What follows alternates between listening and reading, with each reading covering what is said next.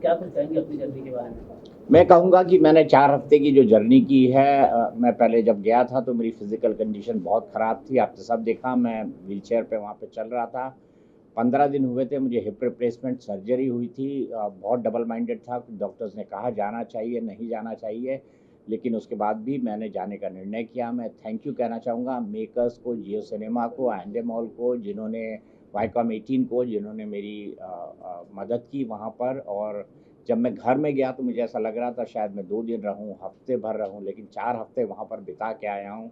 बहुत कुछ सीख कर आया हूँ, बहुत कुछ सिखा कर आया हूँ। उम्मीद है कि जो सिखाया है, मेरी सीख लोग याद रखें, अपने अनुभव, मेरे अनुभव का इस्तेमाल करें, और जो मैंने सीखा है वाक़ई में उसे मैं ज़िंदगी भर याद रखूँगा। जब आप घर से बाहर आ रहे थे तो काफ़ी ज़्यादा घर के अंदर लोग रो रहे थे, रणवीर, कटारिया और शिवानी। तो सबसे ज़्यादा इमोशनल अटैचमेंट किसके साथ आपको हुई है? देखिए, मेरे साथ सबके साथ इमोशनल अटैचमेंट है। ऐसा कोई नहीं है जिसको मैं कहूँगा कि मेरा उससे इमोशनल अटैचमेंट नहीं था। सब लोग मेरे पास आते थे, अच्छी-बुरी बातें करते थे, अच्छी-बुरी बातें सुनते थे, सुनाते थे।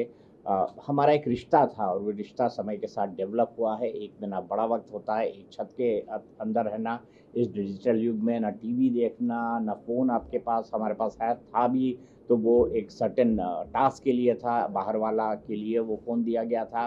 तो ऐसी परिस्थितियों में कोई रह सकता है, हम तो इसके बारे में, मैं तो इसके बारे में सोच भी नहीं सकता कि बिना टीवी पे न्यूज़ देखे मैं रह भी सकता हूँ या नहीं रह सकता हूँ। लेकिन ये 1 महीने का वक़्त हमने साथ में गुज़ारा है। मुझे ये लगता है कि मैं वहाँ पर ट्रॉफ़ी जीतने नहीं, दिल जीतने गया था, और ट्रॉफ़ी जीतना मेरा मकसद कभी था ही नहीं।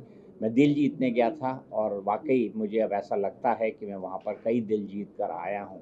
उनके आँसू इस बात के गवाह हैं। दीपक सर, आपसे जानना चाहूंगी, जैसे कि आपने कहा नॉमिनेट घर से बाहर आ चुके हैं, बट कहीं ना कहीं अभी भी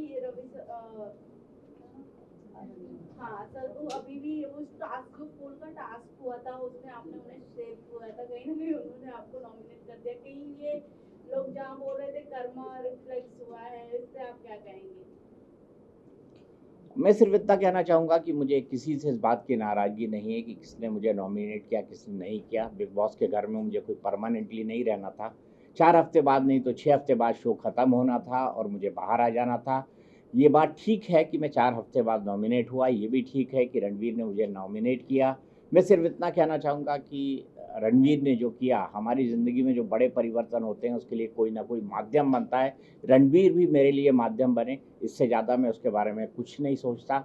हाँ, अगर कोई कर्मा की बात कहता है तो मैं कहूँगा कि ये मेरे अच्छे कर्म हैं कि मैं इस विपरीत हालात में भी बिना किसी बड़ी मुसीबत के बिग बॉस में एक महत्वपूर्ण महीने बिता कर आया हूँ, और मैंने वहाँ से काफ़ी कुछ सीखा है। सर, आपसे अदनान बदतमीजी से बात किए थे तो आपको कितना हर्ट हुआ था उस टाइम पे? मैं इस लायक उनको नहीं समझता कि उनके बारे में किसी तरह की कोई टिप्पणी करूँ। क्या बात है सर, अकॉर्डिंग टू यू सबसे स्ट्रॉन्ग कंटेस्टेंट्स कौन लगते हैं इस समय बिग बॉस हाउस में?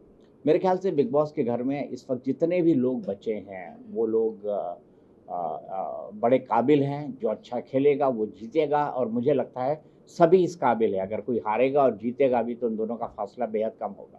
सर, आपने रिश्तों की बात की, कहीं न कहीं वही आपके बाहर आने का कारण भी बना। तो क्या आपको नहीं ऐसा लगता कि आपकी जर्नी जो 4 हफ्तों की रही है वो और लंबी हो सकती थी? बिकॉज़ आपको चाहने वाले काफ़ी लोग थे, बट रिश्तों ने आपको डुबा दिया।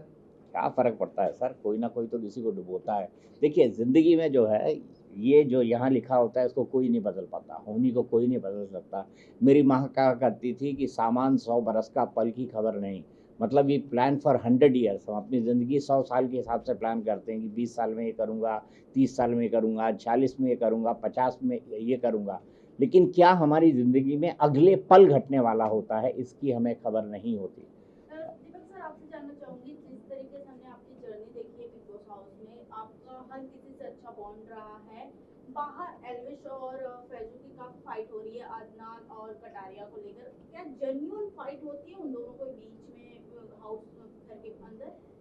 मैंने ये देखा नहीं, इस पर मैं कोई टिप्पणी नहीं करना चाहता। बट आप उनके साथ में रहे हो, क्या आपको अदनान और मुझे नहीं पता, कटारिया? मुझे नहीं पता कि कौन फैजू है, कौन क्या है, मैं उस पर कोई टिप्पणी नहीं मुझे लग करूँगा। रहा है बिग बॉस के हाउस में भी आए थे। मैं नहीं था उसमें। सर, शिवानी के साथ जैसा उसकी भाषा को लेकर घर में बात होती है, आपके साथ काफ़ी देखा गया कि आपके साथ बैठती थी, आप समझाते थे, तो कैसा उसका भाषा है या स्वभाव है, कुछ बताना चाहेंगे? रियल में जो आपने अनुभव किया? स्वभाव से बहुत सरल है, थोड़ी ज़्यादा बोलती है, ज़्यादा मजाकिया है, लेकिन उसको गलत लोग उसकी भाषा के कारण समझते हैं। मुझे ये लगता है कि जिस इलाके से आती है वो उत्तर प्रदेश का एक ऐसा इलाका है जहाँ कई भाषाओं का और बोलियों का मिक्स बोला जाता है। वहाँ की लैंग्वेज इसी तरीके की है। तो मैंने यही लोगों को समझाने की कोशिश की। मैंने यही एके को भी बताने की कोशिश की थी वीकेंड का वार में। और मेरा ये मानना है कि शिवानी समय के साथ बदली है, सीखी है, और ये उसकी व्यक्तित्व में भी जल्दी दिखेगा। सर, आप अरमान मलिक फैमिली से भी काफी क्लोज रहे हैं। पायल सबसे पहले घर से निकल गई हैं और कृतिका अभी भी बनी है। ऑडियंस के अकॉर्डिंग देखा जाए तो कृतिका कुछ नहीं कर रही है, पायल सबसे ज्यादा स्ट्रॉन्ग बताई जा रही है। आपको क्या लगता है कृतिका और पायल में से कौन सा स्ट्रॉन्ग था और किसको घर में रहना ज्यादा डिजर्विंग था? मैं ऑडियंस क्या सोचते हैं क्या नहीं सोचते इसके हिसाब से किसी को वैल्यू जज नहीं कर बट सकता। आपके अकॉर्डिंग आप क्या देखते हैं दोनों के बीच में सबसे ज्यादा कौन स्ट्रॉन्ग था? मेरे हिसाब से दर्शक इसके बारे में डिसाइड करेंगे। सर, कटारिया के साथ जिस तरह रणबीर के साथ झगड़ा होता था और दोनों की विशाल के साथ थी, तो उस पर आप क्या देखते हैं? कौन सही था, कौन गलत था? कुछ अपना। मैं किसी को सही या गलत नहीं कहूँगा। मैं तो सिर्फ लोगों को ये कहता था कि अगर कोई बड़ी उम्र का है उसका सम्मान करो, अगर कोई छोटा भी आपको बड़ी सीख दे रहा है उसका सम्मान करो। यही बात मैं लोगों को कहा करता था और ज़्यादातर मौके पे लोगों ने, मेरे हाउसमेट्स ने, फेलो हाउसमेट्स ने इस बात को सुना। सर, कौन सा ऐसा कंटेस्टेंट था जिसके साथ आप रिश्ता नहीं रखना चाहेंगे? मुझे ऐसा कोई नहीं। अदनान ने जिस तरह से आपके साथ बिहेव किया, क्या उसके बाद भी आप सारा गिला शिकवा आप भूल जाएंगे? मैं कमेंट कर चुका हूँ कि इसके बारे में कुछ नहीं कहना चाहता। तो क्या आपको ऐसा लगता है कि इस सीजन जो बिग बॉस का जा रहा है वो उसकी टैलेंट काफी लो जा रही है, इसकी वजह से बार बार वाइल्ड कार्ड एंट्रीज लानी पड़ रही है? कभी अनुष्का को बुला रहे हैं, कभी फैजू को बुला रहे हैं, तो एक कंट्रोवर्सी क्रिएट कर रहे हैं। यार OTT की TRP कहाँ आती है मेरे भाई, शब्द तो सही सोचो। आपने कहा था कि शिवानी से मिलने जाएंगे उसके घर, तो जाऊंगा बिल्कुल जाऊंगा।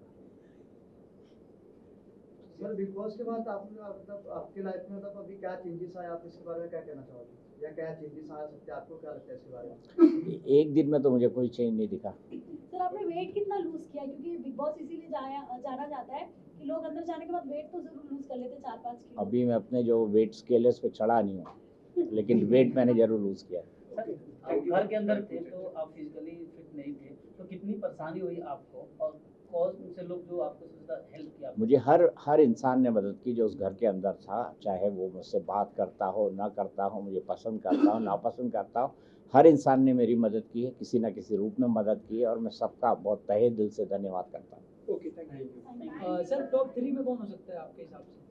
मेरे हिसाब से टॉप 3 में मैं खुद हूँ। तारक। Thank you.